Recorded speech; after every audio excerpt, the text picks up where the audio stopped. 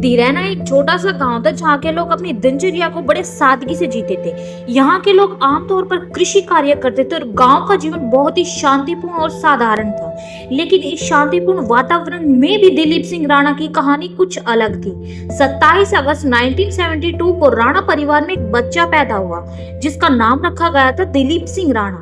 उनकी माँ और पिता के पास कोई बड़ी संपत्ति नहीं थी, लेकिन उनका प्यार और समर्थन दिलीप के लिए सबसे बड़ा खजाना था। गांव में दिलीप का बचपन हमेशा ही खास था। जब वे पैदा हुए थे तो उनकी कद काठी ने पहले ही उनके आसपास के लोगों का ध्यान अपनी ओर आकर्षित किया था। दिलीप का शरीर बचपन से ही सामान्य बच्चों से अलग था। उनका आकार इतना बड़ा था कि लोग उन्हें देखकर हैरान हो जाते थे। दिलीप की लंबाई जल्दी ही बढ़ने लगी और वे अन्य बच्चों से कहीं बड़े और भारी दिखने लगे। जब दिलीप स्कूल जाते थे तो वो हमेशा सबसे अलग नजर आते थे। गांव के बच्चे उन्हें देखकर हंसते थे और ताने मारते थे। उनकी लंबाई, उनका वजन और उनका रूप सब कुछ उनके मजाक का विषय बना देता था। बच्चे उन्हें जायंट, हाथी, राक्षस आदि नामों से चिढ़ाते थे। दिलीप को इन तानों से तकलीफ होती थी, लेकिन वे हमेशा खुद को मोटिवेट करने की कोशिश करते थे। स्कूल के दिनों में उनकी अपेक्षा और ताने दिलीप के लिए मानसिक तनाव का कारण बनते थे, लेकिन उनकी माता ने हमेशा उन्हें सकारात्मक बनाए रखा। दिलीप की माँ हमेशा उसे हिम्मत देती थी। वह उन्हें सिखाती थी कि जीवन में मुश्किल हर किसी को आती है, लेकिन जो मुश्किलों से लड़ता है वही आगे बढ़ता है। तुमसे बड़ा कोई नहीं है, तुम जैसा कोई नहीं है। तुम्हें दुनिया को यह दिखाना है कि तुम अपनी ताकत से किसी भी चुनौती को पार कर सकते हो। दिलीप को अपनी माँ के शब्दों पर विश्वास था और यही उनके जीवन का सबसे बड़ा मोटिवेशन बना। माँ की बातों ने दिलीप को अपना आत्मविश्वास बढ़ाने में मदद की। दिलीप का शरीर जैसे जैसे बड़ा होता गया, उनकी समस्या और भी बढ़ने लगी। जब दिलीप 12 साल के थे तो उनकी हाइट 6 फीट तक पहुंच चुकी थी। गांव के लोग उनका शरीर देखकर हैरान हो जाते थे। लोग अक्सर कहते थे कि यह लड़का आम बच्चों से कहीं ज्यादा बड़ा है, यह कुछ खास बनने वाला है।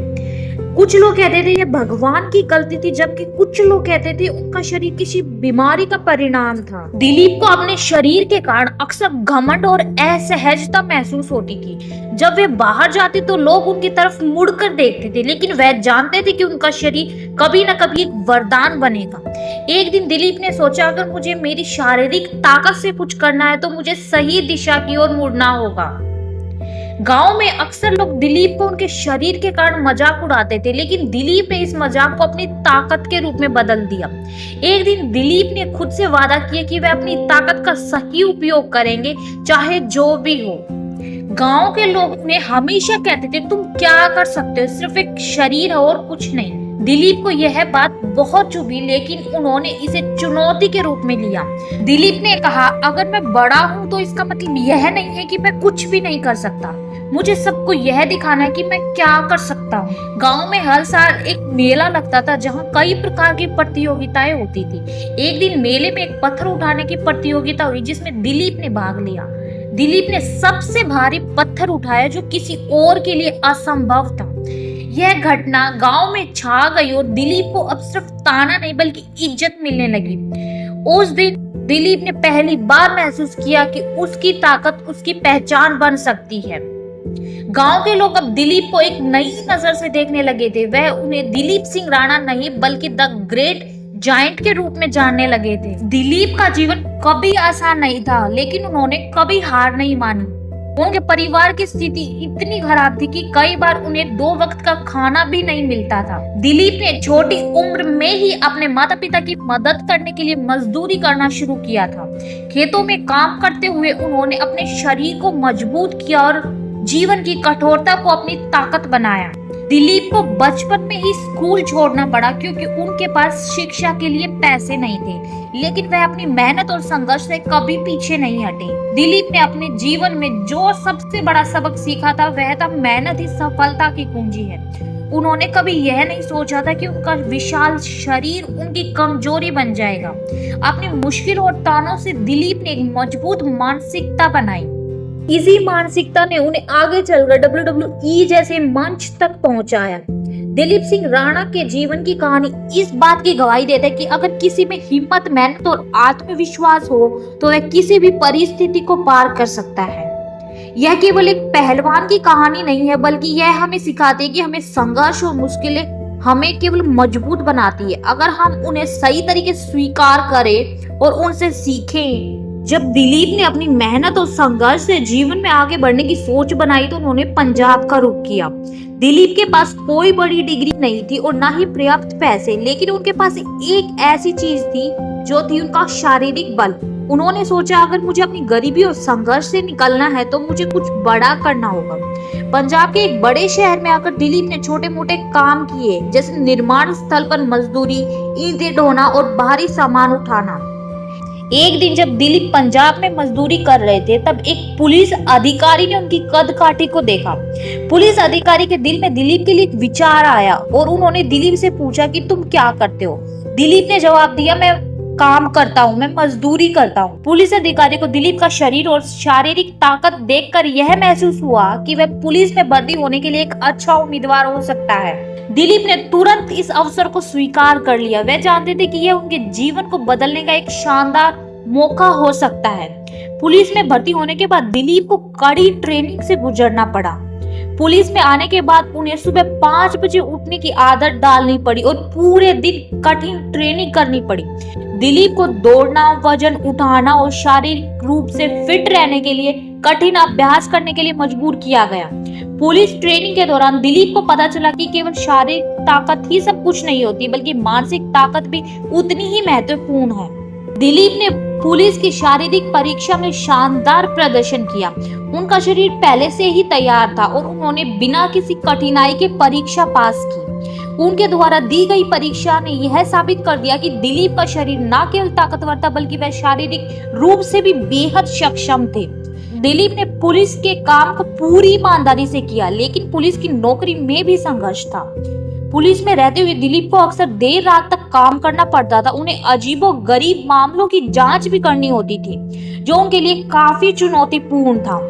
कई बार जब उन्हें गांव के भीतर शांति व्यवस्था बनाए रखने के लिए भेजा जाता था तो उन्हें वहां भी अपने शरीर और ताकत का इस्तेमाल करना पड़ता था। पुलिस की नौकरी के दौरान ही दिलीप को अपनी असली पहचान बनाने का मौका मिला। दिलीप ने पहली बार पुलिस में रहते हुए लोकल कुश्ती प्रतियोगिताओं में भाग लिया। हर प्रतियोगिता के दौरान उन्होंने अपनी ताकत और कौशल को साबित किया। दिलीप का शरीर इतना विशाल था कि लोग उन्हें देखकर हैरान हो जाते थे, लेकिन उनका असली खेल तब शुरू हुआ जब उन्होंने अपनी कड़ी मेहनत और धैर्य से इन मुकाबलों को जीता। उनका पहला बड़ा मुकाबला एक कुश्ती चैंपियन के खिलाफ था। शुरुआत में उन्हें बहुत सारी कठिनाइयां आईं, लेकिन दिलीप ने अंत में अपनी ताकत और धैर्य से उसे हराया। यह पहली जीत उनके जीवन में एक टर्निंग पॉइंट साबित हुई। पुलिस के काम में व्यस्त होने के बावजूद दिलीप का ध्यान हमेशा पहलवानी की ओर बढ़ता जा रहा था। दिलीप को यह महसूस होने लगा था कि उनकी असली मंजिल पहलवानी में है। उन्होंने अपनी ड्यूटी के बाद ट्रेनिंग शुरू कर दी थी और यह ट्रेनिंग उन्हें हर दिन मजबूत बना रही थी। दिलीप को अपने शरीर की ताकत को सही दिशा में उपयोग करने की चाहत थी और उन्होंने अपने परिवार और दोस्तों से कह दिया था कि वे कुश्ती में अपना करियर बनाना चाहते हैं। उनके इस फैसले पर उनके परिवार ने उन्हें हमेशा समर्थन दिया। पुलिस की नौकरी में रहते हुए दिलीप ने पहलवानी को अपना मुख्य लक्ष्य बना लिया था। दिलीप के मन में एक सपना पलने लगा था, मुझे दुनिया में सबसे बड़े मंच पर अपनी पहचान बनानी है। दिलीप ने अपनी नौकरी से निकलकर कुश्ती में अपना करियर बनाने की ठानी। उन्होंने एक दिन तय कर लिया था कि वह इस सफर पर निकलेंगे चाहे जो भी हो। इसी समय उन्हें जापान से एक बुलावा आया जो उनकी जिंदगी का सबसे बड़ा मोड़ था। दिलीप सिंह राणा का पुलिस में काम और पहलवानी की ओर बढ़ता हुआ सफर यही बताता है कि जीवन में कठिनाइयां आएंगी, लेकिन अगर आप ठान ले तो कुछ भी असंभव नहीं है। उनका संघर्ष, उनकी मेहनत और उनका आत्मविश्वास ही वह गुण थे जिन्होंने उन्हें अपने सपनों की ओर बढ़ने का साहस दिया। जब दिलीप ने पंजाब पुलिस में अपनी नौकरी छोड़ने और पहलवानी में करियर बनाने का मन बना लिया तो उनकी जिंदगी में एक और बड़ा मोड़ आया। 1999 में जापान के न्यू जापान प्रो रेसलिंग से एक रेसलिंग प्रमोटर ने उन्हें देखा और उन्हें जापान बुलाया। यह दिलीप के लिए जीवन का सबसे बड़ा अवसर था। जापान जो खुद को रेसलिंग के क्षेत्र में एक ताकतवर देश मानता था, जापान से उन्हें प्रशिक्षण और मैचों का मौका मिला। यह दिलीप के लिए एक सपना सच होने वाला जैसा था। दिलीप जब जापान पहुंचे तो उनका सामना एक ऐसी दुनिया से हुआ जो उनके लिए बिल्कुल नई थी। जापान में कदम रखते ही उन्होंने महसूस किया कि भाषा की समस्या सबसे बड़ी चुनौती होगी। जापान के लोग जापानी बोलते थे और दिलीप को अंग्रेजी बोलने में भी परेशानी होती थी। जापानी खाना, रीति रिवाज और ट्रेनिंग सब कुछ उनके लिए बिल्कुल नया था। जापान में दिलीप को सख्त ट्रेनिंग दी गई। उन्हें घंटों तक रिंग में वर्कआउट करना होता था और नई कुश्ती मूव सीखनी होती थी। जापान में रेसलिंग की ट्रेनिंग केवल शारीरिक नहीं बल्कि मानसिक रूप से भी चुनौतीपूर्ण थी। दिलीप को घंटों तक एक ही मूव पर काम करना पड़ता था। उन्हें छोटी मोटी चोटें आती थी लेकिन उन्होंने कभी हार नहीं मानी। हर रोज कड़ी मेहनत और अनुशासन के बावजूद जापान के रेसलर से मुकाबला करना उतना आसान नहीं था। दिलीप का पहला इंटरनेशनल मैच जापान में हुआ। उनका मुकाबला एक अनुभवी रेसलर से था। पहले मैच में उन्हें कठिनाइयां आई लेकिन उन्होंने अपना आपा खोए बिना मुकाबला किया। अगले कुछ हफ्तों में दिलीप ने अपनी मेहनत से जीत हासिल की। उनका पहला इंटरनेशनल जीत उस पल की तरह था जब उन्हें लगा कि उनकी मेहनत आखिरकार रंग लाई है। दिलीप की सख्त मेहनत ने उन्हें जापान में एक नई पहचान दी। उन्हें द जायंट के नाम से पुकारा जाने लगा। उनकी कदकाठी और ताकत ने उन्हें जापान में एक स्टार बना दिया। दिलीप ने अपनी विशाल कदकाठी का सही उपयोग किया और रिंग में अपने अद्वितीय मूव्स को प्रदर्शित किया। जैसे जैसे दिलीप के मुकाबले बढ़ने लगे वैसे वैसे जापान के रेसलिंग फैंस ने उन्हें और प्यार देना शुरू कर दिया। दिलीप को भारत का जायंट के नाम से भी जाना जाने लगा। जापान के लोग दिलीप को देखने के लिए रिंग साइड पर आने लगे थे। दिलीप ने अपनी सफलता को और बढ़ाने के लिए कई प्रमुख रेसलिंग इवेंट्स में हिस्सा लिया। दिलीप ने जापान में अपनी सफलता के बाद और भी बड़े अंतरराष्ट्रीय इवेंट्स में हिस्सा लिया। उन्होंने यूरोप और अमेरिका के रेसलिंग प्रमोटरों से भी संपर्क किया। दिलीप की जापान में सफलता ने WWE तक उसकी पहचान पहुंचाई। 2006 में WWE के प्रमोटरों ने दिलीप को अमेरिका बुलाया। यह उनके जीवन का सबसे बड़ा कदम था। दिलीप का जापान और इंटरनेशनल रेसलिंग का सफर यह दर्शाता है कि अगर किसी के पास दृढ़ संकल्प और आत्मविश्वास हो तो वह दुनिया के किसी भी कोने में अपनी पहचान बना सकता है। जापान ने दिलीप को अवसर दिया जिसने उनके जीवन को बदल दिया। दिलीप के लिए WWE का मंच किसी सपने के सच होने जैसा था। वह उस मंच पर जाने का सपना देख रहे थे जहां दुनिया के सबसे बड़े रेसलर अपनी ताकत और हुनर दिखाते थे। 2006 में खली को WWE से बुलावा आया और इसने उनकी पूरी जिंदगी बदल दी। यह खली के लिए एक नई शुरुआत है। WWE के प्रमोटरों ने दिलीप को WWE के एक बड़े इवेंट में बुलाया। खली की पहली WWE एंट्री ने पूरी दुनिया को हिलाकर रख दिया। WWE स्मैकडाउन में खली ने अपने पहले ही दिन से अंडरटेकर को हैरान कर दिया। खली का हमला इतना खतरनाक था कि अंडरटेकर के खिलाफ ऐसा हमला पहले कभी नहीं देखा गया था। खली के लिए WWE में यह सफर कोई आसान नहीं था। पहले कुछ महीने उनके लिए चुनौतीपूर्ण रहे क्योंकि वह अन्य रेसलर के मुकाबले अलग थे। उनके विशाल कद काठी और धीमी गति के कारण कई बार उनके विरोधी उन पर हावी हो जाते थे। खली के खिलाफ अन्य WWE रेसलर्स ने कुछ शंका जाहिर की थी। जॉन सीना, ट्रिपल एच और बिग शो जैसे रेसलर ने खली के रिंग में आने के बाद खुद को चुनौतीपूर्ण महसूस किया। खली ने WWE के पहले साल में जबरदस्त संघर्ष किया। उनके लिए रेसलिंग की शैली और तंत्र को समझना आसान नहीं था, लेकिन उन्होंने दिन रात की मेहनत से खुद को साबित किया। पहले साल के संघर्षों के बाद खली ने धीरे धीरे रिंग में अपने खेल में सुधार करना शुरू किया। उनका आत्मविश्वास बढ़ने लगा और धीरे धीरे WWE के अन्य रेसलर ने उन्हें गंभीरता से लेना शुरू किया। खली का नाम रिंग में तेजी से फैलने लगा। पहले विरोधियों के साथ उनकी खींचतान हुई, लेकिन समय के साथ वह अपने साथी रेसलर के साथ भी अच्छे संबंध बनाने लगे। जॉन सीना, ट्रिपल एच और बिग शो जैसे रेसलर्स के साथ खली ने रिंग के बाहर भी रिश्ते बनाए। 2007 में खली ने WWE का सबसे बड़ा खिताब वर्ल्ड हैवीवेट चैंपियनशिप जीता। यह उनके जीवन का सबसे बड़ा और यादगार पल था। खली ने 20 मैन बैटल रॉयल मैच में जीत हासिल की, जिसमें कई बड़े रेसलर्स ने हिस्सा लिया। खली की यह जीत भारतीय रेसलिंग फैंस के लिए गर्व का पल बन गई। खली का जॉन सीना के खिलाफ WWE में कई बार मुकाबला हुआ। इन मुकाबलों में खली को सीना की तकनीकी कुश्ती से चुनौती मिली, लेकिन उनका आकार और ताकत हमेशा उनके पक्ष में थी। खली ने सीना के साथ कई ऐतिहासिक मैच खेले। खली ने अपनी अनोखी ताकत और विशाल शरीर को WWE में एक अलग पहचान दिलाई। उनका आकार और शक्ति उन्हें रिंग में एक अजैब प्रतिद्वंदी बना देती थी। खली के मूव्स इतने प्रभावी थे कि वे विरोधियों को जल्दी ही धराशायी कर देते थे। उन्होंने रिंग में अपने विरोधियों के साथ अजीबोगरीब और डरावने मुकाबले किए जो दर्शकों को मंत्र मुग्ध कर देते थे। उनका चोक स्लैम और पंजाबी प्लेबॉय गिमिक WWE के फैंस के बीच खूब चर्चित हुआ। खली के लिए WWE ने एक मजेदार और हास्यपूर्ण गिमिक पंजाबी प्लेबॉय तैयार किया, जिसमें वह रिंग में आकर अपने जादू से दर्शकों को हंसी में डाल देते थे। खली ने कई बार मजेदार और मनोरंजक सेगमेंट किए, जिसमें उन्होंने दर्शकों को हंसी से लोटपोट कर दिया। डांस और रोमांटिक अंदाज में उन्होंने रिंग में हंसी मजाक की भरमार कर दी। खली ने WWE में केवल अपनी ताकत नहीं बल्कि अपने अद्वितीय व्यक्तित्व से भी छाप छोड़ी। उनके जैसे पहलवान ने WWE में एक नया आयाम जोड़ा, जहां पर बड़े और ताकतवर रेसलर्स की भूमिका अहम हो गई थी।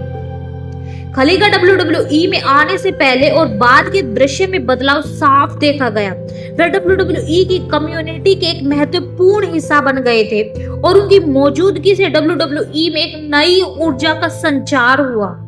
द ग्रेट खली की WWE यात्रा यह बताती कि कोई भी शारीरिक ताकत और मेहनत से अपने सपनों को पूरा कर सकता है। खली ने WWE में अपनी ताकत, धैर्य और संघर्ष से यह साबित कर दिया कि वह केवल एक विशालकाय पहलवान नहीं बल्कि एक महान रेसलर हैं। WWE में अपने करियर के दौरान खली ने केवल रिंग में ही नहीं बल्कि अपने अभिनय और ग्लैमर से दुनिया भर में एक अलग पहचान बनाई। उनके विशाल कद, काठी और ताकत ने उन्हें बॉलीवुड और हॉलीवुड में काम करने का मौका दिलवाया। खली का हॉलीवुड में कदम the longest yard film से हुआ। यह फिल्म एक स्पोर्ट्स ड्रामा थी जिसमें खली ने एक कैदी का किरदार निभाया। फिल्म में उनके साथ हॉलीवुड के कई बड़े सुपरस्टार्स थे। खली के किरदार ने दर्शकों को मंत्र मुग्ध कर दिया और उनकी गहरी और खतरनाक पर्सनैलिटी ने दर्शकों पर असर डाला। खली ने the longest yard film से साबित किया कि वह केवल रिंग में ही नहीं बल्कि बड़े पर्दे पर भी अपनी पहचान बना सकते हैं। इस फिल्म ने उन्हें सिर्फ अमेरिका में नहीं बल्कि पूरी दुनिया में स्टार बना दिया। इस फिल्म के बाद खली ने बॉलीवुड में भी कदम रखा। उनकी पहली फिल्म थी कुश्ती, जो एक भारतीय पहलवान की कहानी पर आधारित थी। फिल्म में खली ने खुद का ही किरदार निभाया और उनका अभिनय लोगों को बेहद पसंद आया। इस फिल्म ने खली को भारत में एक अलग ही स्टार बना दिया। खली ने जोली LLB 2 जैसी फिल्मों में भी रोल किया, जहां उनका हास्यपूर्ण अंदाज दर्शकों को हंसी में डाल देता था। फिल्म हाउसफुल 3 में भी उन्होंने एक महत्वपूर्ण भूमिका निभाई, जिससे उसकी पहचान और मजबूत हो गई। इसके साथ साथ खली ने कई भारतीय टीवी शो में भी अपने बड़े अभिनय का जलवा बिखेरा, जैसे कि Kumkum Bhagya, comedy nights with Kapil और अन्य टीवी रियलिटी शो। जब खली ने WWE के मंच पर अपनी पहचान बनाई तो उनका अगला कदम भारत में TV reality show big boss में एंट्री करने का था। 2010 में खली ने बिग बॉस सीजन 4 में एंट्री की और इसके साथ ही भारत में उनकी लोकप्रियता एक नई ऊंचाई पर पहुंच गई। खली की बिग बॉस में एंट्री के दौरान दर्शकों को चौंका दिया। वे न केवल एक रेसलर के रूप में बल्कि एक सामान्य इंसान के रूप में भी दर्शकों से जुड़ गए। उनकी सादगी और सीधापन शो में सबसे ज्यादा आकर्षण का केंद्र बना। उन्होंने कभी भी अपनी रिंग की ताकत का दिखावा नहीं किया बल्कि अपने विनम्रता से सबका दिल जीत लिया। शो में उनकी दोस्ती और संबंध बनाने के तरीके ने उन्हें शो के फैंस के बीच एक बहुत खास स्थान दिलाया। खली का WWE से बाहर कदम रखना केवल एक नई शुरुआत थी बल्कि उन्हें बॉलीवुड, हॉलीवुड और टीवी शो जैसे प्रमुख मंचों पर भी ले आए। खली ने अपनी शारीरिक ताकत को केवल रिंग तक सीमित नहीं रखा बल्कि उन्होंने इसे फिल्मों और शो में भी प्रभावी तरीके से इस्तेमाल किया। WWE के बाद उनका अभिनय और रियलिटी टीवी में प्रवेश उनके फैंस के लिए एक नई दिशा थी। उनके लिए WWE से बाहर की दुनिया का सफर उतना ही रोमांचक और चुनौतीपूर्ण था जितना कि रेसलिंग में उनका सफर था। WWE के बाद खली ने अपने जीवन का अगला बड़ा कदम भारतीय रेसलिंग के भविष्य को संवारने के रूप में उठाया। खली ने 2015 में कॉन्टिनेंटल रेसलिंग एंटरटेनमेंट की शुरुआत की। CWE भारत का पहला रेसलिंग स्कूल था और भारतीय पहलवानों को WWE और अन्य अंतर्राष्ट्रीय रेसलिंग प्लेटफॉर्म पर जाने के लिए ट्रेनिंग देता था। खली का उद्देश्य था भारतीय रेसलर्स को WWE जैसी जगहों पर अपनी पहचान बनाने का मौका देना। खली ने CWE के माध्यम से भारतीय रेसलिंग को पूरी दुनिया में पहचान दिलाने की कोशिश की।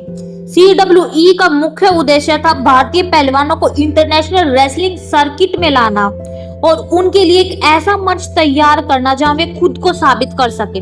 खली का मानना था कि भारत में कुश्ती का एक लंबा इतिहास है, लेकिन वह मैच और अवसरों की कमी के कारण आगे नहीं बढ़ पाते थे। खली ने जालंधर में CWE का पहला प्रशिक्षण केंद्र खोला। यह प्रशिक्षण केंद्र भारतीय पहलवानों को WWE जैसे अंतर्राष्ट्रीय प्रमोशंस के लिए तैयार करने वाला था। CWE के संस्थापक के तौर पर खली ने हर पहलवान को सिर्फ शारीरिक रूप से नहीं बल्कि मानसिक रूप से भी तैयार किया। हर दिन पहलवानों को कठोर ट्रेनिंग दी जाती थी, जिसमें शक्ति, गति, तकनीक और मानसिक मजबूती का ध्यान दिया जाता था। CWE में अपने अनुभव और WWE के साथ बिताए वक्त को साझा किया ताकि नए रेसलर अपने खेल को ऊंचा उठा सके। कई भारतीय रेसलर्स जैसे सतिंदर डागर, रोमन, गुरविंदर और अन्य ने CWE से ट्रेनिंग लेकर सफलता प्राप्त की। इनमें से कुछ रेसलर्स WWE और अंतर्राष्ट्रीय रेसलिंग प्रमोशंस में नाम कमा चुके हैं। CWE ने भारतीय रेसलिंग को एक अंतर्राष्ट्रीय पहचान दी। खली के प्रयासों से भारतीय पहलवान को अब दुनिया के सबसे बड़े मंचों पर प्रतिस्पर्धा करने का अवसर मिला। भारतीय रेसलिंग में पहले बहुत कम अवसर थे, लेकिन CWE ने इसे बदल दिया।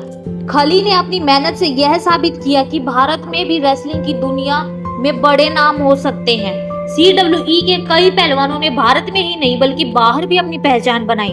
सतिंदर डागर, जो CWE के पहले शिष्यों में से एक हैं, अब WWE में रेसलिंग कर रहे हैं। CWE ने भारतीय पहलवानों को वैश्विक मंचों पर ला खड़ा किया। अब भारत में रेसलिंग को लेकर एक नई चेतना आ गई थी। खली ने अपनी कड़ी मेहनत और नेतृत्व से भारत को एक नई पहचान दिलाई। CWE और खली के प्रयासों से भारतीय रेसलिंग की लोकप्रियता में तेजी से वृद्धि हुई। रेसलिंग के मुकाबले अब भारत के हर कोने में देखे जाने लगे। खली की कड़ी मेहनत और डेडिकेशन रेसलिंग को भारत में एक सम्मानजनक जगह दिलाई। CWE ने कई नए पहलवानों को पेश किया और अब भारत में रेसलिंग के नए सितारे उभरने लगे थे। खली ने भारतीय रेसलिंग को सिर्फ ग्लोबल ही नहीं बल्कि लोकल स्तर पर भी एक नई दिशा दी। खली का उद्देश्य था कि भारतीय रेसलिंग को वो पहचान मिले जो उसके पास पहले कभी नहीं थी। खली का मानना था कि रेसलिंग सिर्फ एक खेल नहीं है बल्कि यह एक कला है जो हर भारतीय को अपने देश का नाम रोशन करने का मौका देती है। खली की CWE की स्थापना भारतीय रेसलिंग के इतिहास का एक अहम अध्याय है। CWE ने भारतीय रेसलिंग को एक नया रास्ता दिखाया और खली ने अपनी कड़ी मेहनत और दृढ़ संकल्प से यह साबित किया कि भारतीय रेसलिंग को भी वैश्विक पहचान मिल सकती है। खली के प्रयासों से भारतीय रेसलिंग का भविष्य अब एक नई दिशा में बढ़ रहा है और CWE के शिष्य अब दुनिया भर में रेसलिंग कर रहे हैं। WWE में अपनी शानदार सफलता के बाद खली ने अपनी जड़ों की ओर लौटने का फैसला किया। खली ने जब अपनी सारी प्रसिद्धि और धन कमा लिया तो उन्होंने अपने पुराने गांव धीरेना हिमाचल प्रदेश में लौटने का फैसला किया। गांव में लौटकर खली ने एक साधारण जीवन जीने का निर्णय लिया क्योंकि वह जानते थे कि उनकी जड़ों से जुड़ना और उनके परिवार के साथ समय बिताना सबसे जरूरी था। खली ने कभी अपनी प्रसिद्धि को अहमियत नहीं दी। वह हमेशा से एक सादा जीवन जीते आए हैं। उन्होंने गांव में खेती बाड़ी और सामान्य जीवन की ओर रुख किया। खली परिवार के लोग हमेशा उनके लिए एक प्रेरणा रहे हैं, खासकर उनकी माता जिन्होंने उन्हें हमेशा प्रोत्साहित किया। खली के जीवन में उनका परिवार सबसे महत्वपूर्ण है। खली अपने भारतीय संस्कारों को कभी नहीं भूलते और उन्होंने हमेशा अपने परिवार और रिश्तों को महत्व दिया है। उनका मानना है कि जीवन की असली सफलता रिश्तों और परिवार के साथ जुड़ी हुई होती है। खली न केवल रेसलिंग और फिल्म इंडस्ट्री में ही सक्रिय है बल्कि वे समाज में भी योगदान देने के लिए हमेशा तैयार रहते हैं। खली का मानना है कि उनके पास जो प्रसिद्धि और संसाधन है, उन्हें इसका इस्तेमाल सही उपयोग समाज और अपने देश के लिए करना चाहिए। उन्होंने कई समाज सेवा परियोजनाओं को समर्थन दिया, विशेषकर उन बच्चों के लिए जो खेलों और शिक्षा में अपनी क्षमता दिखाना चाहते हैं, लेकिन उनके पास संसाधनों की कमी है। खली भारतीय युवाओं के लिए एक प्रेरणा स्रोत बने हुए हैं। वह हमेशा यह कहते कि अगर आप में संघर्ष करने की शक्ति है तो आप किसी भी चीज को हासिल कर सकते हैं। खली ने न केवल रेसलिंग में अपनी छाप छोड़ी, बल्कि भारतीय खेलों और कुश्ती को भी एक नई दिशा दी। उनके CWE भारतीय रेसलिंग को ग्लोबल स्तर पर पहचान दिलाई। खली की विरासत अब भारत में उन सभी पहलवानों के लिए एक प्रेरणा बन गई है जो रेसलिंग में अपना करियर बनाना चाहते हैं। खली का भविष्य रेसलिंग को बढ़ावा देना और भारतीय पहलवानों को ग्लोबल प्लेटफॉर्म पर ले जाने की दशा में है। उनका सपना है कि आने वाले वर्षों में भारत से और भी पहलवान WWE और अन्य अंतर्राष्ट्रीय रेसलिंग प्रमोशंस में अपना नाम कमा सकते हैं। खली का मानना है कि भारत में रेसलिंग का भविष्य बेहद उज्जवल है। CWE जैसे स्कूल के माध्यम से उन्होंने भारतीय युवाओं को अंतर्राष्ट्रीय स्तर पर रेसलिंग करने का मौका दिया है। खली की विरासत और उनका योगदान भारतीय रेसलिंग के लिए अमूल्य रहेगा। खली न केवल एक महान रेसलर थे, बल्कि वे एक प्रेरणा भी बने, जिन्होंने भारतीय रेसलिंग को नए आयाम दिए। उनकी विरासत सिर्फ उनकी कुश्ती में सफलता से नहीं, बल्कि उन युवाओं के लिए भी है जो रेसलिंग में अपने सपने को सच करने का प्रयास कर रहे हैं। खली ने साबित कर दिया कि अगर आपके पास आत्मविश्वास, संघर्ष और सही दिशा हो तो कोई भी सपना बड़ा नहीं होता। उनका जीवन हमें यह सिखाता है कि संघर्ष और कड़ी मेहनत से हम कुछ भी हासिल कर सकते हैं। खली का व्यक्तित्व रिंग में जितना ताकतवर और विशाल था, उतना ही बाहर वे सादा और विनम्र इंसान थे। खली का मानना था कि रेसलिंग और फिल्मों में सफलता पाने के बाद भी उन्हें अपनी सादगी और अपनी जड़ों से जुड़े रहना चाहिए। उन्होंने कभी भी अपनी प्रसिद्धि को अपने ऊपर हावी नहीं होने दिया। रिंग के बाहर वे उतने ही सरल व्यक्ति थे। खली हमेशा विनम्र रहे, उन्होंने कभी किसी को नीचा नहीं दिखाया। खली हमेशा विनम्र रहे, उन्होंने कभी किसी को नीचा नहीं दिखाया। वे हमेशा दूसरों को सम्मान देने में विश्वास करते थे, चाहे वे उनके विरोधी हो या उनके फैंस। खली का मानना था कि कड़ी मेहनत, आत्मविश्वास और लगातार संघर्ष से कोई भी लक्ष्य प्राप्त किया जा सकता है। उन्होंने हमेशा खुद से कहा कि जब तक वे हार नहीं मानेंगे तब तक जीत संभव है। खली ने बचपन से लेकर रेसलिंग के अपने पूरे सफर में संघर्षों का सामना किया था। उनके लिए सफलता का मतलब केवल जीतना नहीं था, बल्कि खुद से हर दिन बेहतर बनना था। खली ने कभी अपने लक्ष्य से समझौता नहीं किया। उनका मानना था कि हर दिन एक नई चुनौती है और अगर हम उस चुनौती को स्वीकार कर सकते हैं तो हम आगे बढ़ सकते हैं।